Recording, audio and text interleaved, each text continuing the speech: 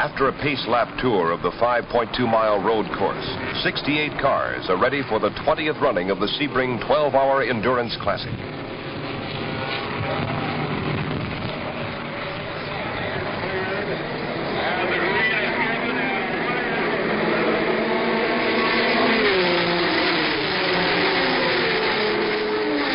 Mario Andretti in Ferrari number 19 leads the field as the race gets underway.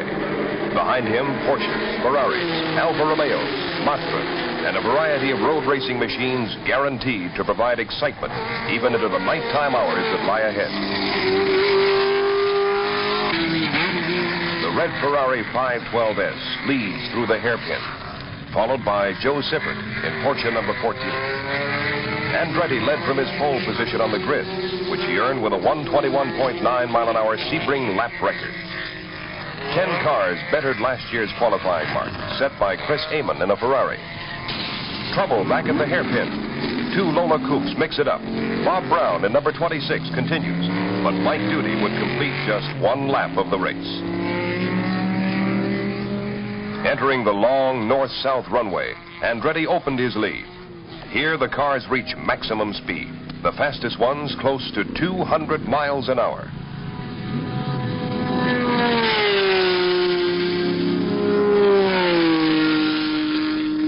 Hit straight. Lap 1. Ferrari number 19.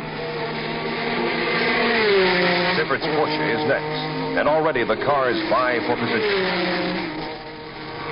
In third place, Jackie Ickx in Ferrari number 20 has moved ahead of Vic Elford's number 16 Porsche, with Pedro Rodriguez in the second Wire Engineering Porsche a close fifth.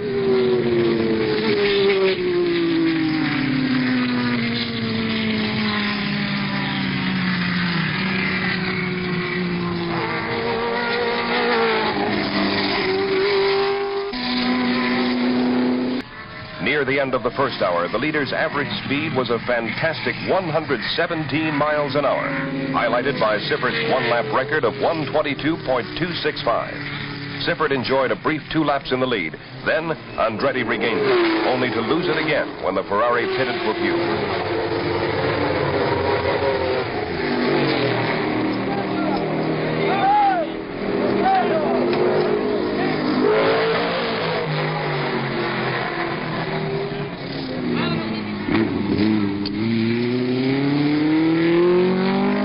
Arturo Mazzario is ready for relief. The young upcoming Italian from Milan shared driving chores with Andretti at Daytona and is considered a bright prospect for the future. Normally this would be a routine stop, but Italian fashion, it becomes almost a comic operetta. While the Ferrari pit gymnastics are going on, all the top running cars pit for fuel and driver change. Vic Elford in Porsche number 16 led for 2 laps before giving way to Kurt Ahrens, also giving the lead back to the number 14 Porsche with Brian Redman aboard.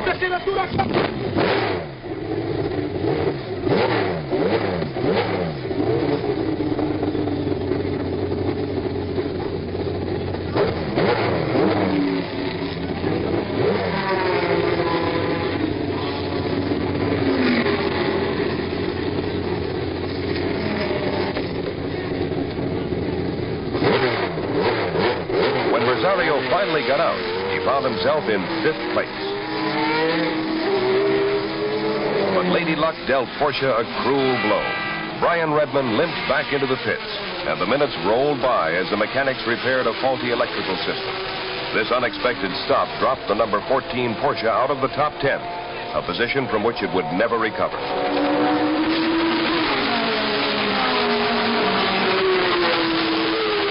Leo Kinnunen led in the sister Porsche, with Kurt Ahrens also in a Porsche 917 a car length away in second. Rosario worked his way into third, the first of 3 Ferraris. In 4th place, the Jackie Ickx Peter Shetty Ferrari number 20. In 5th, the Giunti Vaccarella number 21.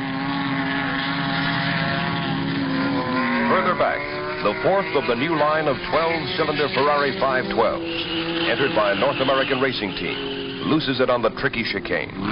Although much heavier than the factory cars, the number 22 has been kept in contention by Mike Parks and Chuck Parsons. In Grand Touring, John Greenwood and Alan Barker lead a string of Corvettes. They're 14th overall, but having as much fun as the front runners. Near the third hour mark, a blown tire dropped Rodriguez from the lead.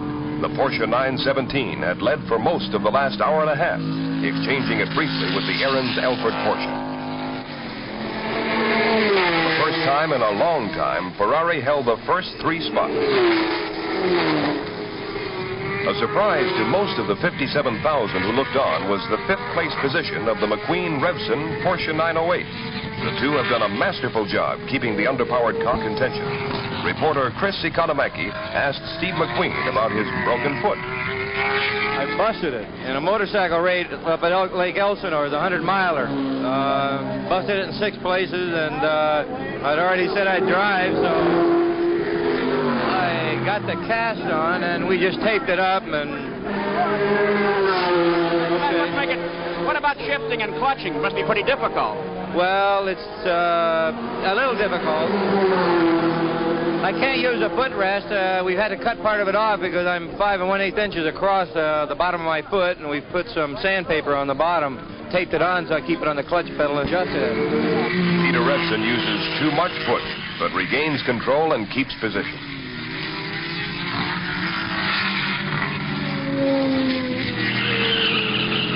The number 33 Alfa Romeo of American Maston Gregory and Hollander Tony Hesmans also does a turnaround. The Alfa and the McQueen Revson Porsche are having quite a go for 5th. The 2 cars swapping position all afternoon. Well into the 4th hour, it becomes apparent the Porsche battle is a difficult one.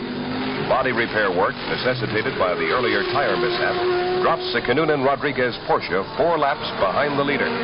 In the 2nd hour, the number 17 Porsche swallowed a valve.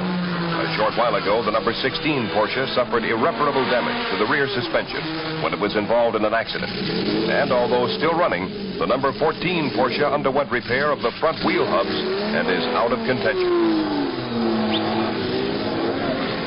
The Andretti Merzario 19, entrenched in 1st, leads the trouble-free Ferrari parade. In a moment, the final chapter, the nighttime hours of Sebring.